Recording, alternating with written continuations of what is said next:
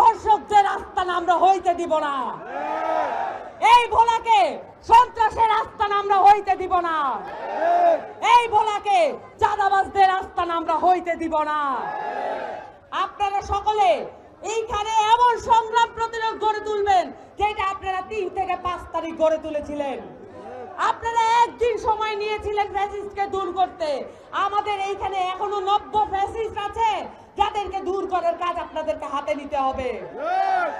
আপনারা অভ্যুত্থানের দল এনসিপির সাথে থাকবেন, কারণ আপনারা মনে রাখবেন এই যে অন্তর্বর্তীকালীন সরকার সেইটাও এখন কম্প্রোমাইজ করতে শিখে গেছে।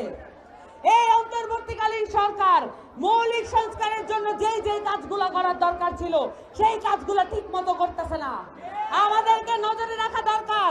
আপনারা দেখবেন ভোলায় 57 জন শহীদ পরিবার আছে। এই 57 জন শহীদ পরিবারের দেখভালের দায়িত্ব জুলাই ফাউন্ডেশন নেয় নাই।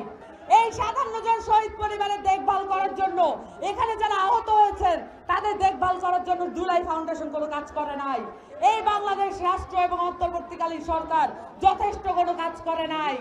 এই সরকার আমাদেরকে নতুন করে বানাইতে হবে। আমাদেরকে আমাদের সরকার বানাইতে হবে। আমাদেরকে জনগণের সরকার বানাইতে হবে। এরপর আমরা নতুন করে নতুন কাঠামো তৈরি করব।